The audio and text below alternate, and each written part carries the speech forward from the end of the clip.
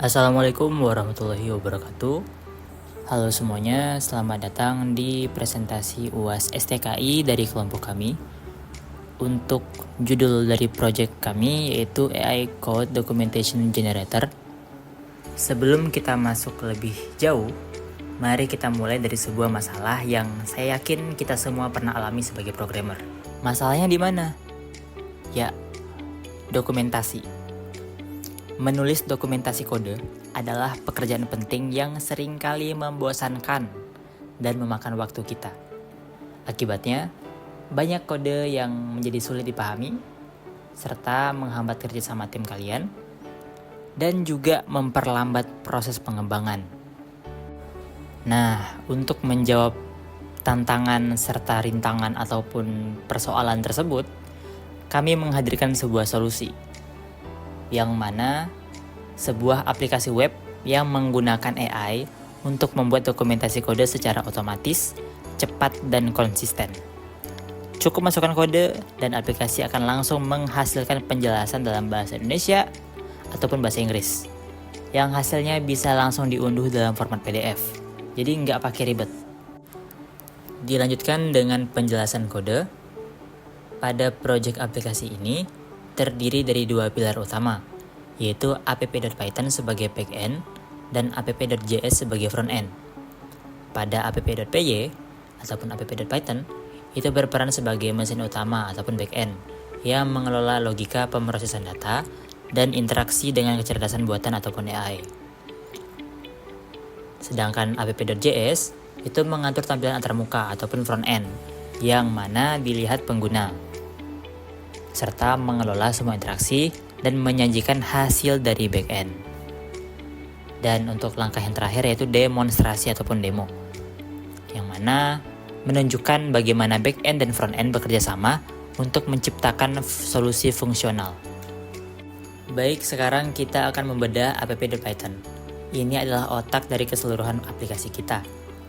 Yang pertama, ada pondasi servernya, yang dimana kita menggunakan Flask, yaitu sebuah framework Python yang ringan untuk membuat server.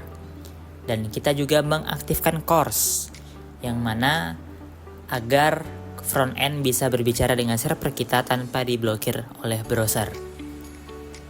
Dilanjutkan dengan yang kedua, yaitu mesin utama ataupun logika dari AI-nya, yang mana berpusat pada satu fungsi utama yaitu generate_doc. Di prosesnya terdapat 3 langkah kunci ya. Yang pertama, menerima perintah, yaitu server mendengarkan di alamat API/generate_strip_doc. Saat pengguna mengirim kode, server langsung menangkap kode tersebut beserta pilihan bahasanya. Dilanjutkan dengan meracik instruksi AI, yang mana bagian ini paling krusial. Server tidak bisa asal menyuruh AI. Ia meracik perintah ataupun prompt yang sangat detail. Misalnya untuk bahasa Inggris, AI diperintahkan membuat komentar per baris dengan aturan spesifik. Inilah kunci untuk mendapatkan hasil yang presisi dan konsisten. Dan yang langkah terakhir, yaitu langkah ketiga, itu eksekusi dan kirim hasil. Dengan perintah tadi, server mengeksekusi model AI DeepSeek Coder V2 melalui Ollama. Setelah hasil yang didapat, server langsung mengirimkannya kembali ke pengguna alias mengirimnya ke frontend kembali. Untuk yang ketiga, yaitu pengaman ataupun pemicu, yang mana pada pengaman, aplikasi ini punya timer ataupun batas waktu sekitar 120 detik dan bisa menangani error. Ini penting agar server tidak hang jika AI bekerja terlalu lama. Untuk pemicunya, itu terdapat pada baris paling bawah. Nah, inilah sebagai tombol on-nya, yang mana ini akan menyalakan seluruh server di port 5000, yang membuatnya siap digunakan. Jadi secara ringkas, app.python adalah server yang menerima, memproses, dan mengamankan seluruh permintaan di aplikasi.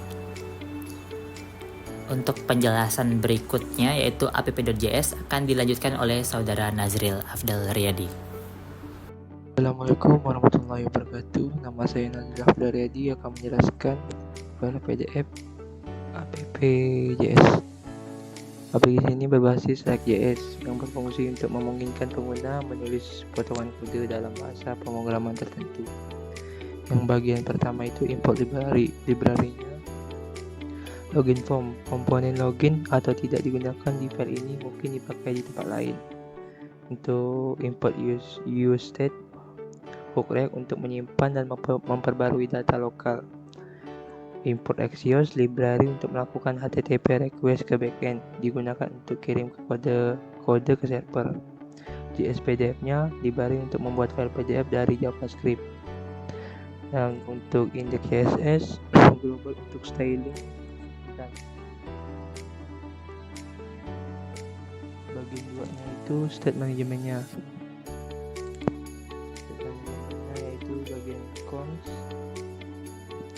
digunakan untuk menyimpan kode isi kode program dari text area, language-nya, bahasa untuk hasil dokumentasi, result-nya hasil dokumentasi dari AI backend, loading, status loading saat proses generate berjalan, is disable untuk mendisable input dan tombol saat proses berjalan. Bagian 3 itu yaitu bagian fungsi handle submit PDF-nya.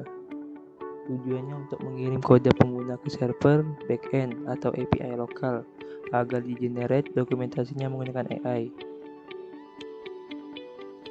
Untuk bagian 4-nya itu fungsi handle submit PDF-nya, yaitu bertujuan untuk membuat dan menyimpan hasil dokumentasi atau result dalam bentuk file PDF. Prosesnya seperti split text to size, memotong teks agar muat di halaman A4. Dokumen .text-nya menampilkan teks mulai dari koordinat 10, 10. Dokumen shape mengunduh file dengan nama result PDF. Bagian 5-nya itu tampilan antarmuka JSX. Tampilan dibagi dua kolom yaitu sebelah kiri itu area input seperti tulis kode, pilih bahasa, dan generate. Kalau sebelah kanan area output, hasil dokumentasi, tombol download PDF. Bagian input kode yang sebelah kiri itu untuk input kode text area, untuk input kode dengan lebar 650 pixel, tinggi 600 pixel. Dan untuk pilihan bahasa dan tombol generate seperti select drop down memilih bahasa dokumentasi, tombol memanggil handle submit untuk mulai proses dokumentasi. Untuk output dokumentasi kolom sebelah kanan. Kolom sebelah kanannya itu jika sudah selesai tampilan hasil dokumentasi result di dalam elemen PRE untuk menjaga format teks.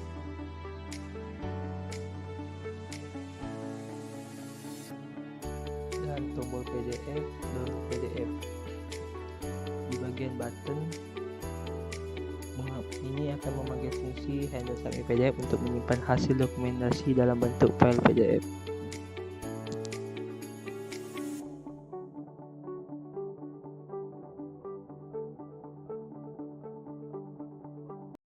Baik, di sini saya akan mendemokan aplikasi yang telah kami buat. Di kolom sebelah kiri ini terdapat inputan untuk kita memasukkan codingan yang akan mengenerate documentation di blok sebelah kanan. Misalnya di sini saya menambahkan kode dari JavaScript. Nah, di sini kita harus memilih terlebih dahulu akan didokumentasikan dalam bahasa apa. Di sini saya pilih Indonesia. Kemudian kita generate documentation. Di sini agak lumayan lama mengenerate-nya, tergantung seberapa panjang codingan yang kita inputkan. Jadi kita akan tunggu dulu.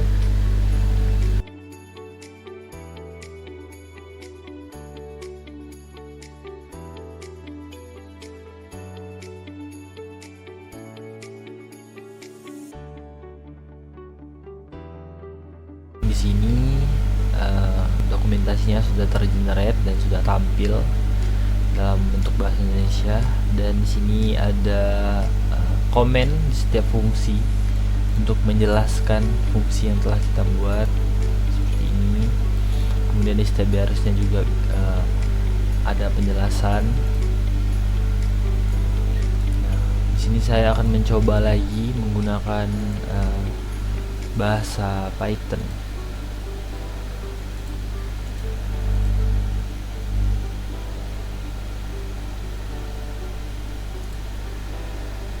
Sini kita generate documentation lagi.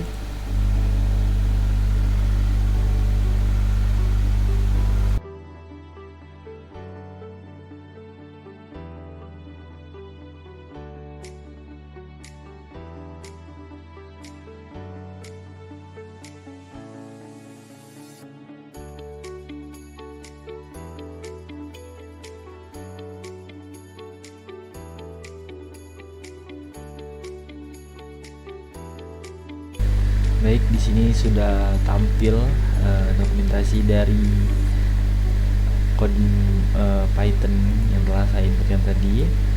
Nah, kemudian setelah tampil dokumentasinya, bisa kita download via PDF di sini.